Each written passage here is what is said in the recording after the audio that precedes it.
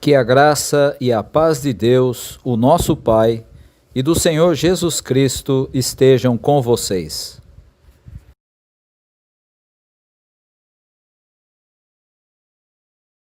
Aleluia! É bom cantar louvores ao nosso Deus, é agradável e certo louvá-lo. O Senhor Deus está construindo de novo Jerusalém. Ele está trazendo de volta o seu povo, que foi levado como prisioneiro para outro país. Ele cura os que têm o coração partido e trata dos seus ferimentos. Foi ele quem resolveu quantas estrelas deviam existir e chama cada uma pelo nome. Deus, o Senhor nosso, é grande e poderoso. A sua sabedoria não pode ser medida. O Senhor Deus levanta os humildes, mas esmaga os maus no chão. Cantem hinos de louvor ao Senhor, toquem músicas na lira em louvor ao nosso Deus. Ele cobre de nuvens o céu, manda cair chuva na terra e faz crescer grama nas montanhas. Ele dá de comer aos animais e alimenta os filhotes dos corvos quando eles pedem. O que agrada a Deus não são cavalos fortes, nem soldados corajosos, mas sim as pessoas que o temem e põem a sua esperança no seu amor.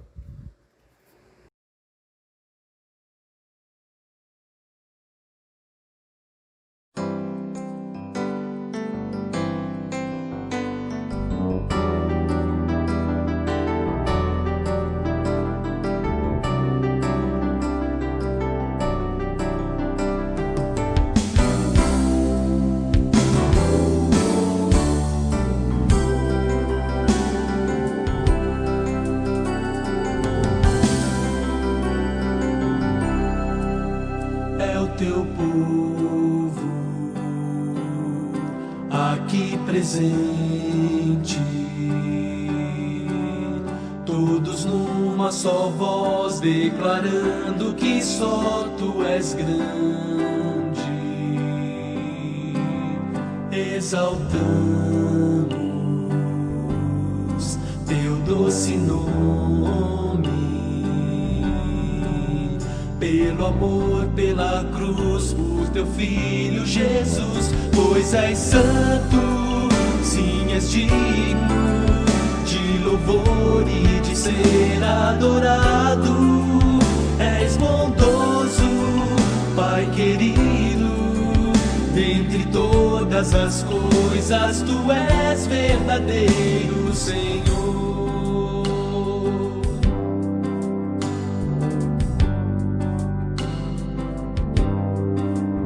É o Teu povo aqui presente, todos numa só voz declarando que só Tu és grande, exaltamos Teu doce nome. Pelo amor, pela cruz, por Teu Filho Jesus, pois és santo, sim és digno de louvor e de ser adorado. És bondoso, Pai querido, dentre todas as coisas Tu és verdadeiro Senhor. Pois és santo, sim és digno de louvor e de ser adorado. És bondoso, Pai querido, dentre todas as coisas Tu és verdadeiro Senhor.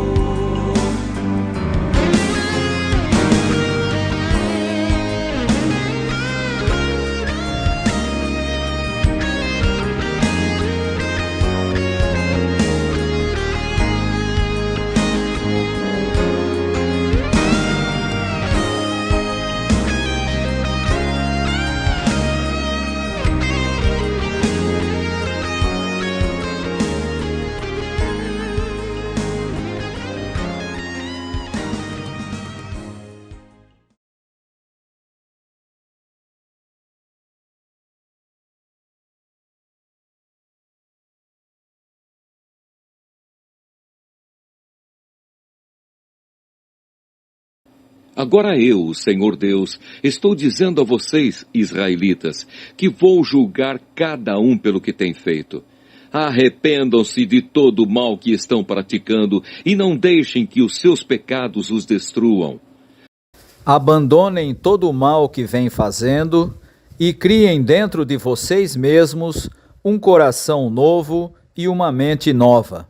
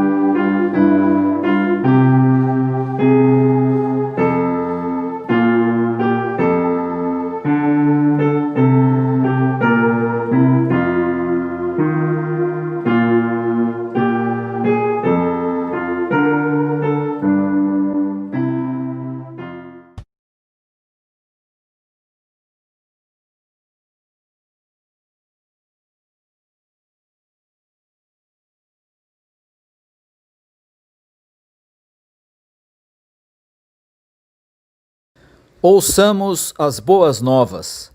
É Ele quem perdoa todas as tuas iniquidades, quem sara todas as tuas enfermidades, quem da cova redime a tua vida, que te cerca de benignidade e de ternas misericórdias. Em nome de Jesus Cristo, somos perdoados. Amém.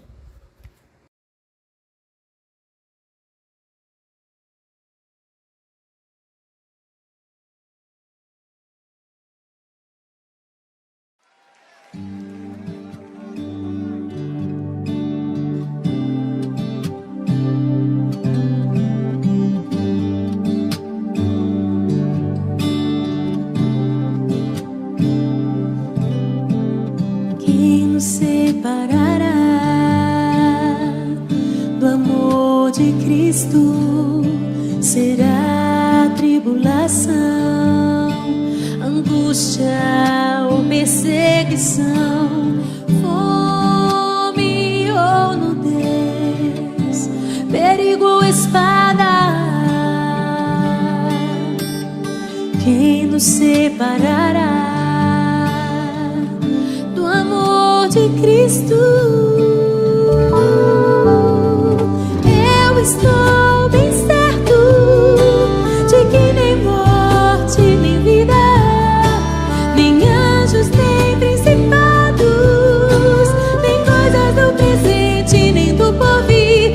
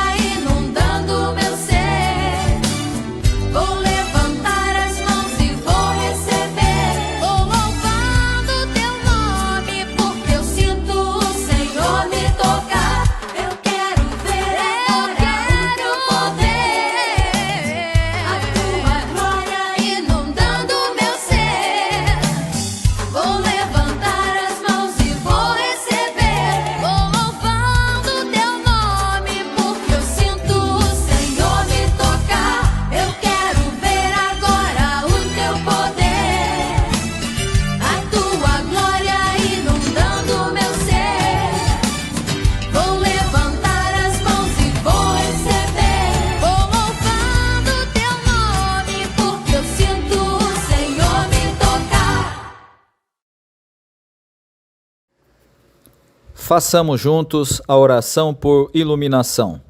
Todos. Senhor Deus e Pai, ajuda-nos neste momento de reflexão em Tua Palavra. Instrui-nos por Teu Espírito Santo e orienta-nos para que sejamos fiéis praticantes do que aprendemos de Ti. Por Cristo Jesus suplicamos. Amém. Leitura do Antigo Testamento. Isaías 40, versículos 21 a 31. Será que vocês não sabem? Será que nunca ouviram falar disso? Não lhes contaram há muito tempo como o mundo foi criado? O Criador de todas as coisas é aquele que se assenta no seu trono no céu.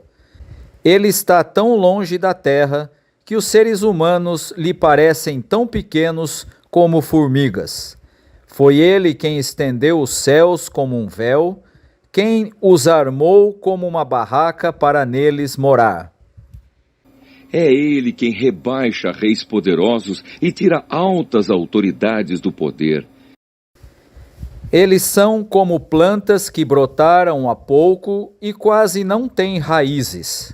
Quando Deus sopra neles, eles murcham, e a ventania os leva para longe, como se fossem palha. Com quem vocês vão comparar o Santo Deus? Quem é igual a ele? Olhem para o céu e vejam as estrelas. Quem foi que as criou? Foi aquele que as faz sair em ordem como um exército. Ele sabe quantas são e chama cada uma pelo seu nome. A sua força e o seu poder são tão grandes que nenhuma delas deixa de responder. Povo de Israel, por que você se queixa dizendo: o Senhor não se importa conosco, o nosso Deus não se interessa pela nossa situação? Será que vocês não sabem?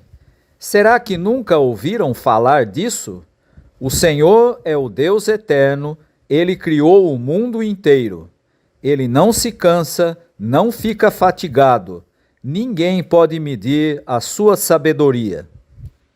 Aos cansados, Ele dá novas forças e enche de energia os fracos. Até os jovens se cansam e os moços tropeçam e caem. Mas os que confiam no Senhor recebem sempre novas forças. Voam nas alturas como águias, correm e não perdem as forças, andam e não se cansam.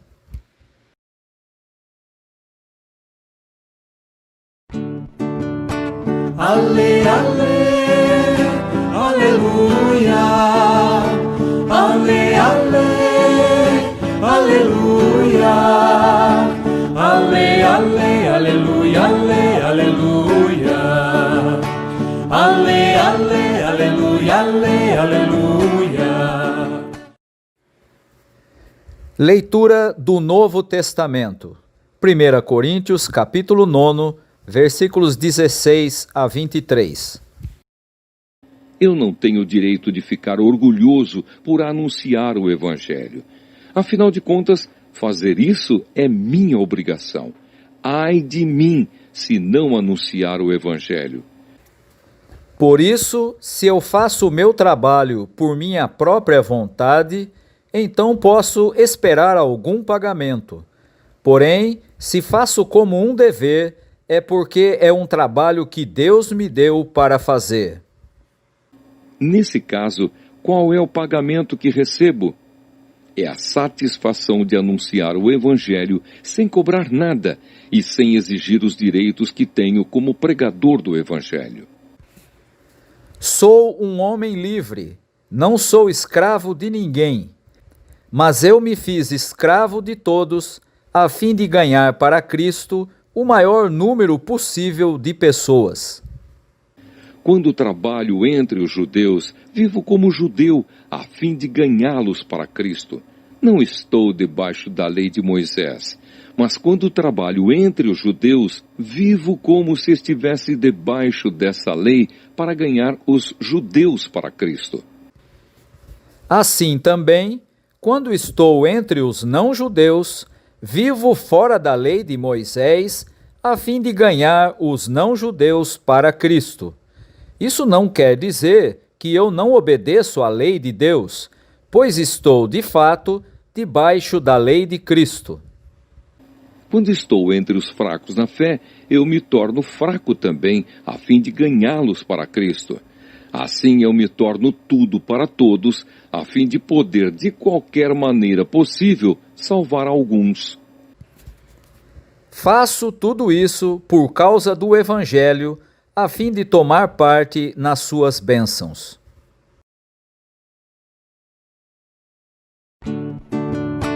Ale, ale, aleluia. Ale, ale, aleluia.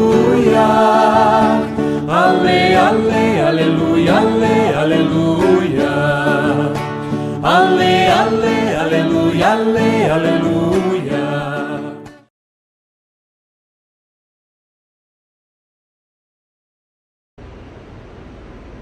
Convido todos a fazermos a leitura do Evangelho, que se encontra no capítulo 1 de Marcos, dos versículos 29 a 39.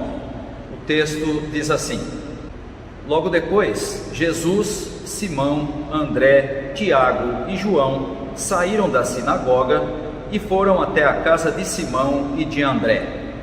A sogra de Simão estava de cama, com febre.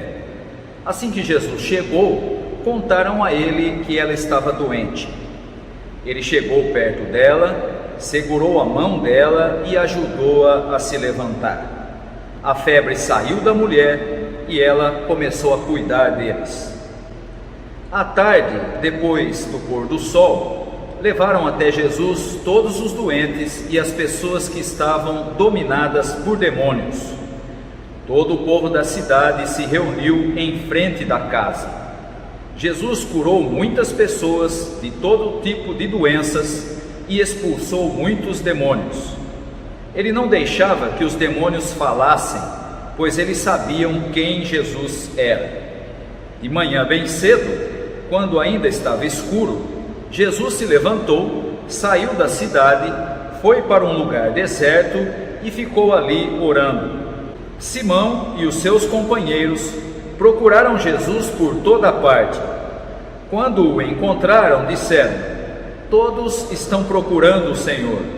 Jesus respondeu: Vamos aos povoados que ficam perto daqui, para que eu possa anunciar o Evangelho ali também, pois foi para isso que eu vim. Jesus andava por toda a Galileia, anunciando o Evangelho nas sinagogas e expulsando demônios.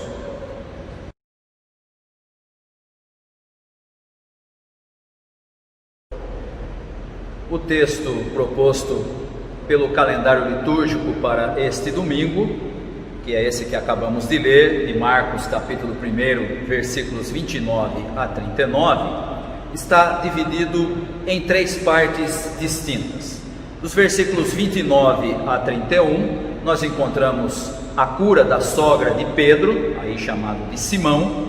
Dos versículos 32 a 34, nós temos a cena à porta da casa, quando Jesus está saindo de lá. E depois, dos versículos 35 a 39, encontramos a ida de Jesus a um lugar deserto e o seu anúncio do que será a sua missão na sequência dos fatos.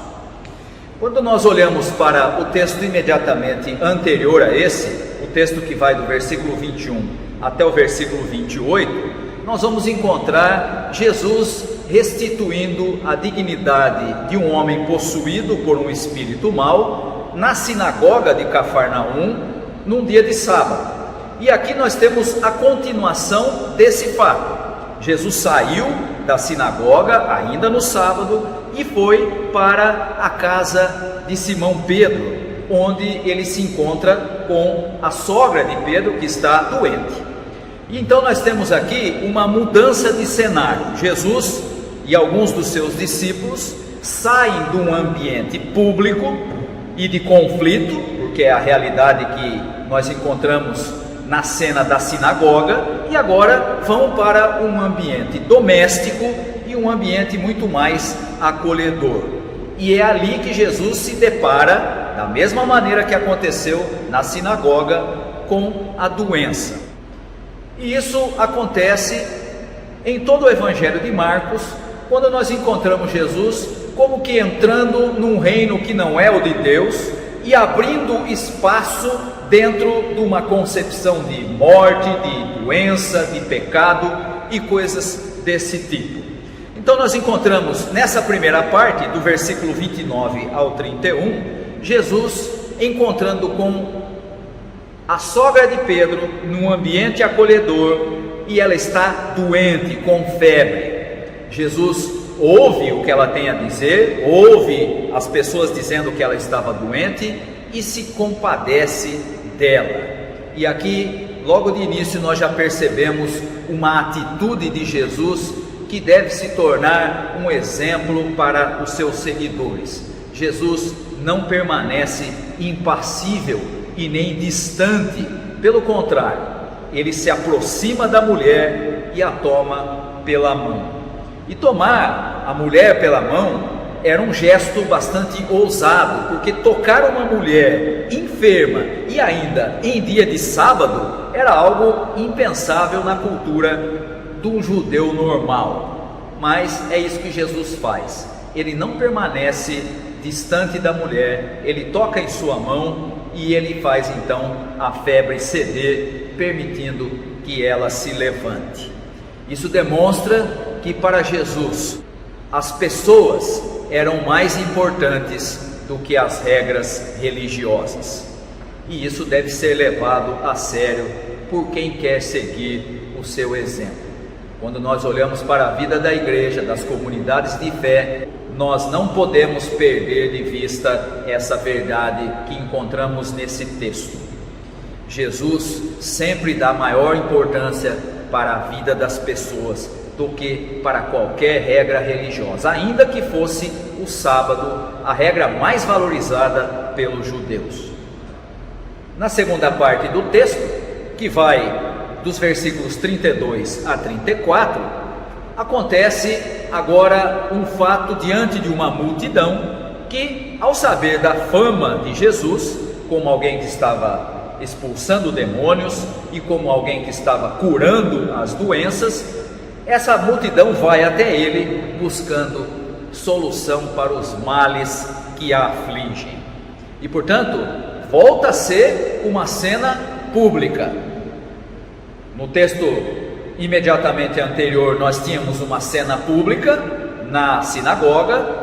Jesus vai para a casa de Pedro e, portanto, passa a ser um ambiente doméstico e agora volta para um ambiente público.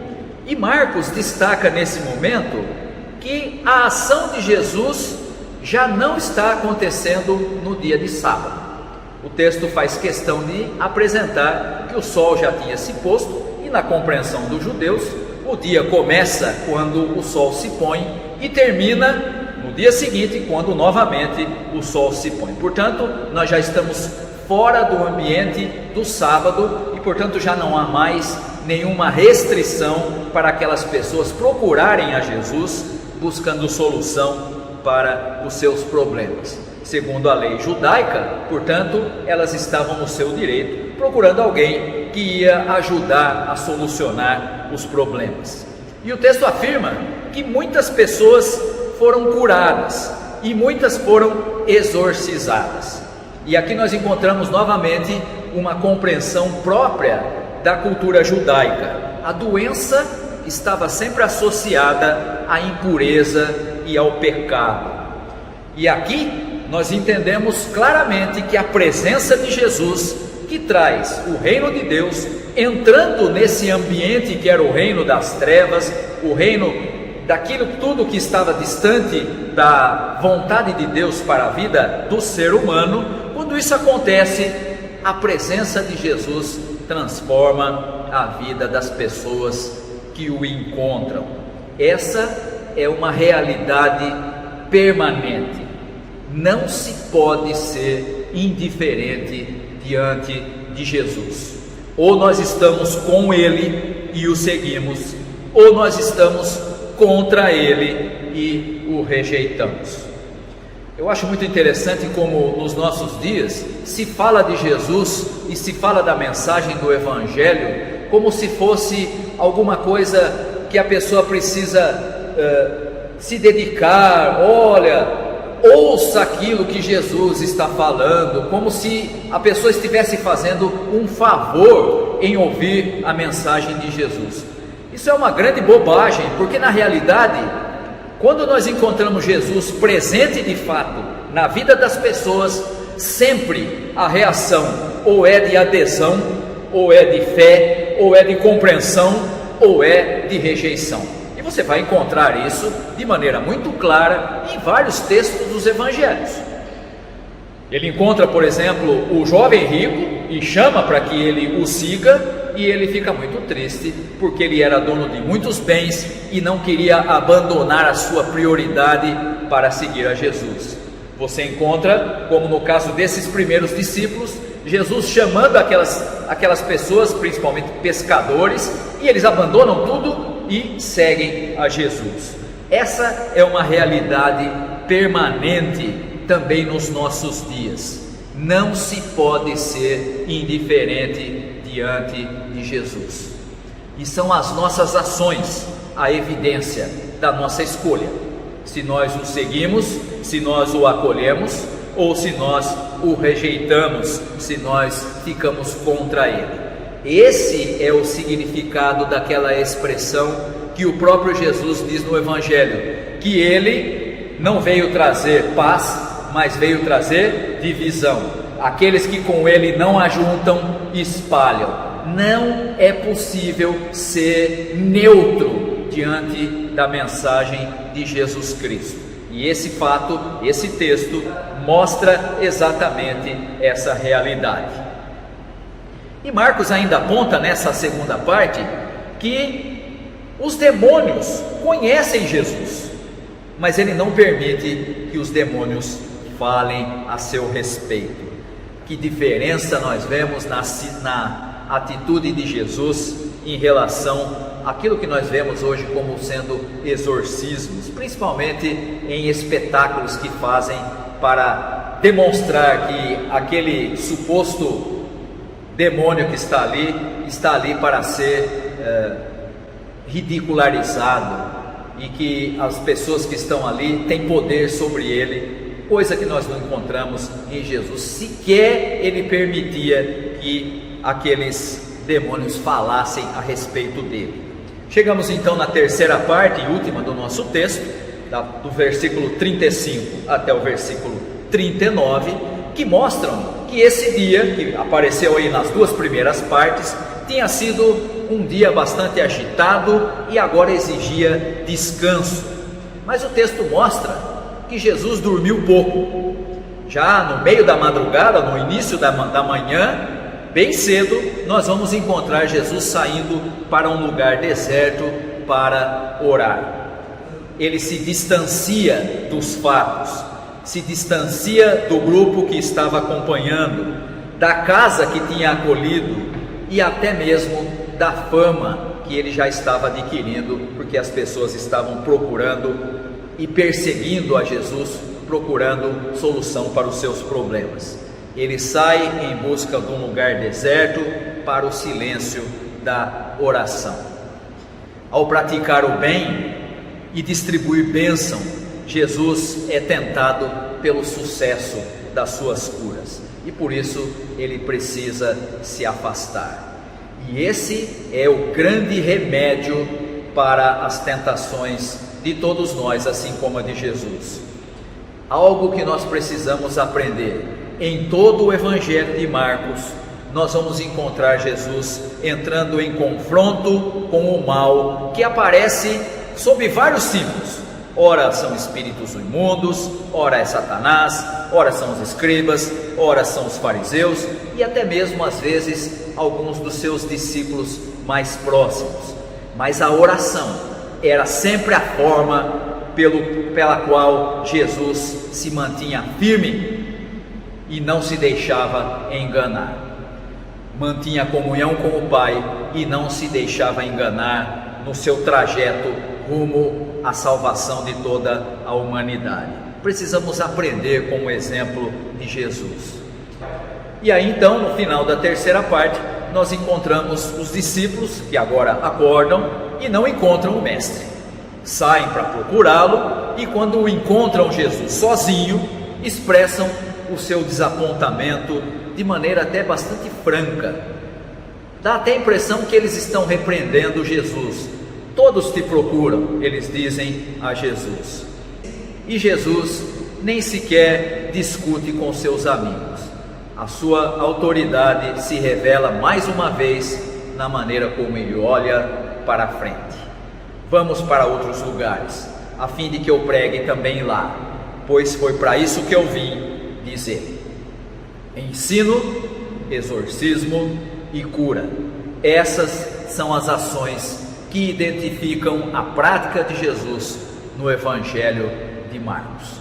E olhando para esse texto, para tudo que encontramos nessas três partes desse texto que lemos, precisamos perceber que devemos seguir o exemplo de Jesus. Primeiro, porque ele jamais permanece indiferente ao sofrimento das pessoas. As comunidades de fé do nosso tempo, se querem realmente seguir o exemplo de Jesus, precisam valorizar mais as pessoas do que as regras religiosas. Ao seguirmos o exemplo de Jesus, nós estaremos andando com ele e não estaremos contra ele. Ficará evidente na nossa prática, na nossa maneira de viver, de agir, que nós estamos com ele. E essa é a maior evidência de que estamos seguindo o seu exemplo. Ao mesmo tempo, é importante que nós aprendamos a cultivar em nossa vida e na vida das nossas comunidades de fé a comunhão com Deus por meio da oração. Essa era a forma de Jesus se manter firme no caminho do Pai. E também é a forma de nos mantermos firmes no propósito de seguir a Jesus Cristo. Que seja essa a realidade na nossa vida, que seja essa a realidade na vida das nossas comunidades de fé. Que Deus nos abençoe. Amém.